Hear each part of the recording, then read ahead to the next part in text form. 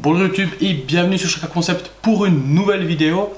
Alors, premièrement, désolé pour la semaine passée, je n'ai pas fait de vidéo parce que je déménageais, donc j'avais pas forcément le temps. Donc ça c'est la première chose. Deuxième chose, allez voir mon blog CrossFit, je fais pas mal d'articles qui sont assez intéressants et assez complets. Donc il est en description, hein, donc Inside the Box blog. Enfin, je dis blog CrossFit, mais en fait ça regroupe un peu tout ce qui est sur la musculation. Enfin, au final tout se rejoint, donc vous pouvez aller voir ça. Et ouais, alors aujourd'hui on va parler de la créatine, donc ce supplément certains ont peur, certains disent que c'est le supplément miracle. Donc on va voir ce que c'est, on va voir comment ce supplément agit, cette substance agit sur nous et est-ce que c'est vraiment utile ou non. Alors premièrement, qu'est-ce que la créatine? C'est tout simplement un acide aminé non essentiel. Donc au même titre que la glutamine, que l'arginine, que toutes ces substances. Je vous rappelle que on a, je ne sais plus combien d'acides aminés en tout, mais 9 sont essentiels, donc vous n'arrivez pas à les apporter par l'alimentation, donc c'est votre corps qui doit les synthétiser. Donc ça c'est hyper important, et le reste vous pouvez l'apporter par l'alimentation. Donc au final, si vous avez une alimentation variée, vous avez de quoi vous satisfaire, enfin de satisfaire vos besoins d'acides aminés. Premièrement, je tiens à préciser que la créatine n'est pas un produit dopant. Beaucoup de monde croit que c'est un produit dopant. Ah, la créatine c'est dangereux, c'est un produit dopant. Non, ce n'est pas un produit dopant. Si vous allez sur le site de l'agence antidopage, donc le site de référence pour tous les sportifs de haut niveau, pour voir qu'est-ce qui est autorisé, qu'est-ce qui ne l'est pas, la créatine ne fait pas partie de cette liste. Donc voilà, ça amène une preuve irréversible, intangible, je ne sais pas comment on dit ça, donc que la créatine n'est pas un produit dopant. Beaucoup ont cru ça parce que les personnes qui ont pris des stéroïdes, je ne sais quelle substance illégale, ont dit que c'était grâce à la créatine qu'ils avaient eu tous ces gains. Donc ne croyez pas à tout ça. La créatine existe au naturel, donc dans le poisson, dans certains poissons, dans certaines viandes, vous trouvez de la créatine. Malheureusement, on conseille souvent 5 grammes par jour, mais si vous devez consommer 5 grammes de créatine en mangeant de la vraie alimentation, enfin de la viande en fait, vous aurez mangé beaucoup trop de viande. Enfin, je sais pas, c'est peut-être 1,5 kg de bœuf, donc c'est assez, ça serait insensé de manger tout ça. Donc c'est pour ça que dans ce cas-là, de la créatine, un supplément est hyper important. Autant pour des protéines, dans le sens où vous prenez des protéines en poudre ou de la viande, il sera plus intéressant de manger de la viande parce qu'au final vous avez la même chose, voire en mieux, alors que dans l'option créatine, vous ne l'avez pas, entre guillemets, ce serait insensé d'en consommer autant au naturel vu le nombre de viande qu'il faudrait manger. Cette créatine se crée en laboratoire, c'est pas une extraction de la nourriture, elle est créée en laboratoire grâce à la synthèse de deux molécules qui sont, je vais vous les citer, la sarcosine de sodium et la cyanamide.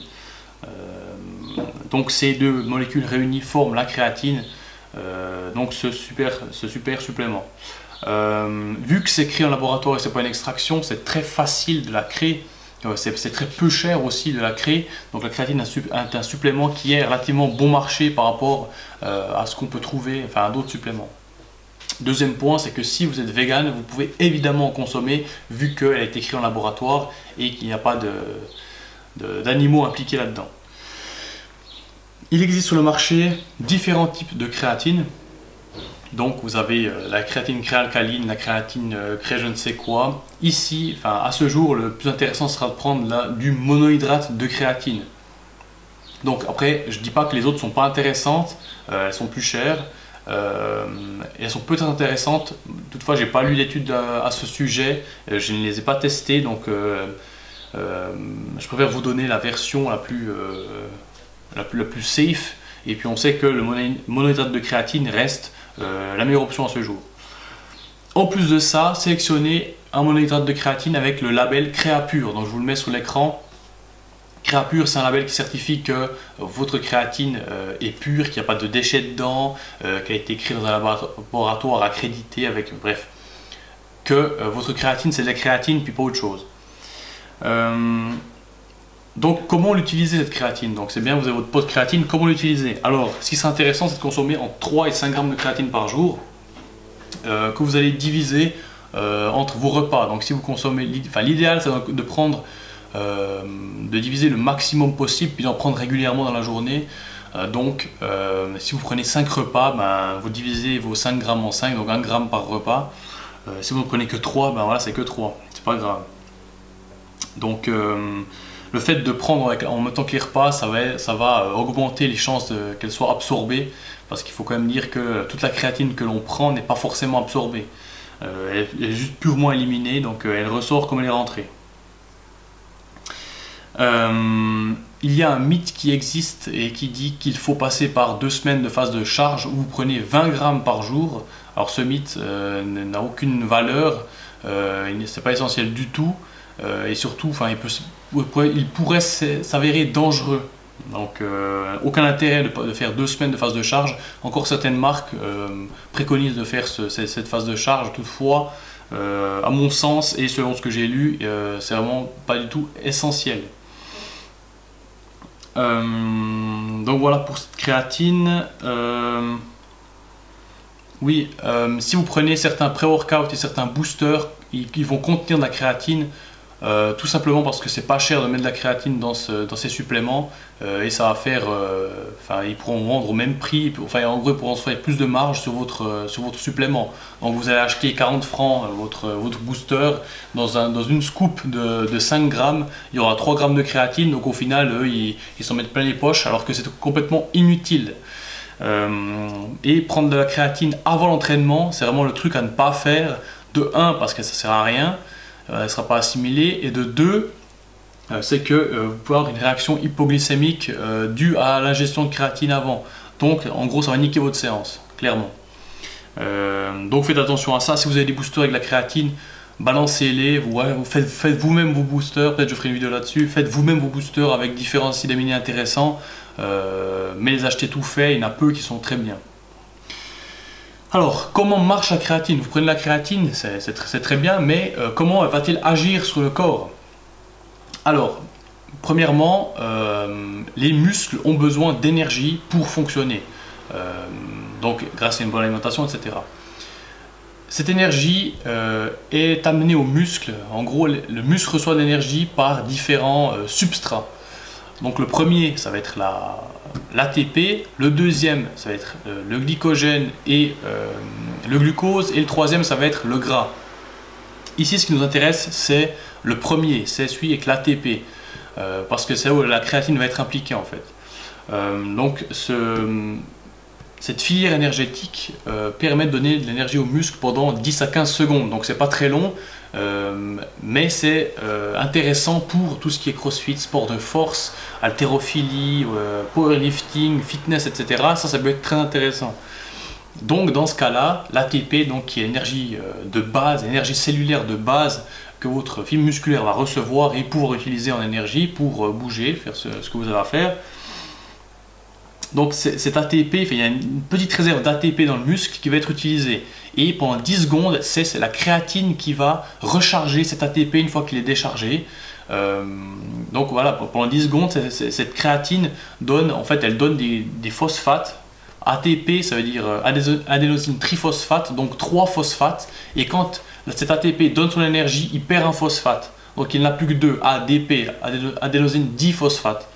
Donc une fois que cet ATP a donné un phosphate, il a besoin de récupérer un. Et là, c'est la créatine qui se charge de donner ce phosphate à cet ADP pour le recharger. Donc, il va redevenir un ATP et il va redonner l'énergie aux muscles, etc. Donc, c'est un peu un cycle comme ça qui dure 10 à 15 secondes. Donc, généralement, quand vous faites votre série de 10, ça sera le système qui sera le plus largement utilisé. Ou si vous faites un 1RM ou un 5RM en force, ça sera également le système qui va être utilisé. Donc voilà. Et donc une fois que vous avez fait votre série de 15, par exemple vous avez fait une série de 20 secondes, à la fin de ces 20 secondes, vous allez prendre un temps de repos. Pendant ce temps de repos, le corps va réamener de la créatine et recharger ses stocks de créatine. Donc il faut 3 minutes et demie 3 minutes pour renflouer la moitié du stock et 7 minutes pour renflouer le 100%. Donc quand on vous dit voilà, les temps de pause ça ne sert pas à rien, veillez à garder vos temps de pause, à ne pas les faire plus courts. C'est tout simplement parce que si vous faites trop court, votre corps n'aura pas eu le temps de réamener assez de créatine dans le muscle pour ressoulever une certaine charge. Si vous soulevez 100 kg et qu'ensuite vous bâclez vos temps de repos, vous faites que 30 secondes, votre muscle n'aura plus assez d'énergie, donc plus assez de créatine pour refaire le même effort. Donc c'est pour ça qu'on vous dit respectez vos temps de pause. Donc voilà comment ça se passe en fait, c'est simplement que nous on va prendre la créatine, on va essayer de saturer le muscle, on va essayer d'augmenter les réserves de phosphocréatine, donc créatine avec ce phosphate qu'elle veut donner, pour avoir en gros plus d'énergie dans notre système énergétique qui nous convient à notre sport. Si vous faites du marathon, ça sera moins utile. Donc si vous faites des efforts courts et explosifs, du sprint, des choses comme ça, c'est intéressant. Donc après ça, qui en bénéficie? Comme je l'ai dit, tous ceux qui font des sports d'explosivité, de force, avec des efforts courts et intenses, là ils vont en bénéficier, mais après, certaines personnes vont en bénéficier plus que d'autres. Si vous avez beaucoup de fibres rapides, donc vous savez dans les muscles il y a des fibres lentes, des fibres rapides. Les fibres rapides fonctionnent bien au sucre et à l'ATP, donc à la créatine. Donc on a chacun un pourcentage de fibres. Par exemple, Usain Bolt aura peut-être 80% de fibres rapides dans les quadriceps, et à l'inverse, le champion du monde de marathon aura 90% de fibres lentes dans ses muscles, dans ses quadriceps. Donc, qu'est-ce que ça veut dire? En gros, c'est que si vous avez 80% de fibres rapides, vous allez bien pouvoir absorber la créatine et bien l'utiliser en fait. À l'inverse, avoir des fibres lentes qui ne vont pas comprendre, c'est comme si, je sais pas, vous êtes, je sais pas, comment dire ça, vous n'aimez pas la salade, vous donne de la salade, vous allez dire non, je vois pas l'intérêt, j'aime pas la salade. Ou vous mangez seulement tel aliment et vous donne autre chose, non, je ne mange pas ça. Donc c'est un peu la même chose. Et en plus, évidemment, plus vous aurez de muscles, de masse musculaire, mieux vous allez intégrer cette créatine, mieux vous allez absorber cette créatine et l'utiliser. Effectivement, si vous êtes tout maigre, vous aurez moins de muscles, donc moins de possibilités d'absorber cette créatine. Donc il faut penser à ça. Si vous avez un physique de marathonien, ce sera peut-être pas l'idéal de prendre une supplémentation en créatine, ça ne va pas forcément marcher. Donc voilà.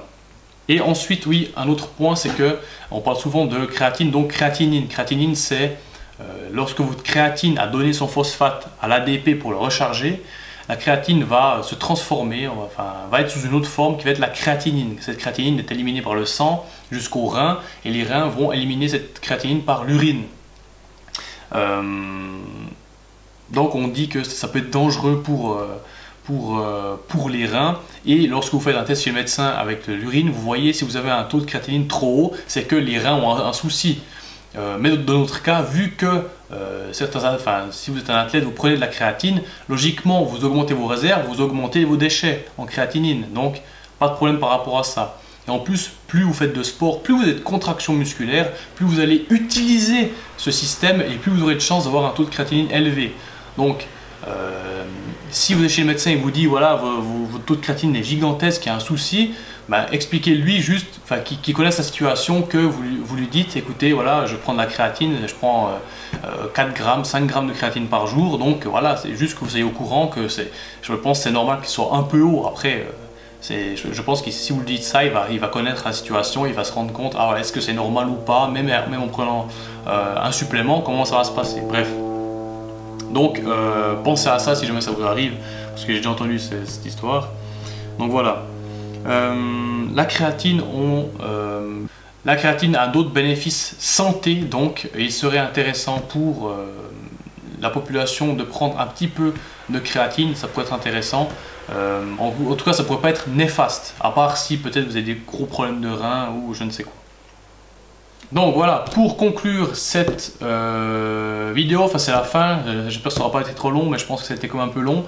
Donc j'espère que ça aurait été complet, que vous aurez une idée globale de ce que la créatine apporte, de comment ça marche, du comment, du pourquoi, etc. Donc je pense que c'est assez intéressant de connaître le fonctionnement d'un supplément pour savoir lequel acheter, pour savoir comment ça se passe en fait. Si vous voulez plus d'infos, vous pouvez vous procurer ce livre, donc Complément alimentaire pour sportifs de Frédéric Delavier et Michael Gundil. Je vous mettrai un lien en description, un lien Amazon pour aller si vous voulez l'acheter. Donc il y a vraiment beaucoup, enfin il est grand et vous aurez vraiment beaucoup d'informations sur les suppléments. Et je pense que si vous prenez des suppléments, allez regarder dans ce livre avant d'acheter pour savoir lequel acheter, est-ce qu'il est utile ou pas. Donc franchement je vous conseille vraiment ce livre. Là vous voyez sur la créatine c'est 4 pages, c'est lu en 10 minutes et vous en savez un paquet, vous avez une grande quantité d'informations sur la créatine, dont je me suis inspiré pour vous faire cette vidéo d'ailleurs. Donc voilà, c'en est tout pour aujourd'hui. Les vidéos reprennent leur cours, donc 2 fois par semaine en plus d'un podcast. Je n'ai pas déménagé de sitôt, donc je pourrai être régulier dans mes publications. Alors merci d'avoir vu cette vidéo. Si elle t'a plu, ben, tu peux le dire en commentaire, tu peux aimer la vidéo. Si tu penses qu'elle peut aider quelqu'un, tu peux la partager. Et ben, si tu as une question, évidemment, commentaire, tu me contactes. Et il n'y a pas de problème par rapport à ça. Voilà, alors on se dit à vendredi pour une nouvelle vidéo. Ciao! I know I've given up 100 times before.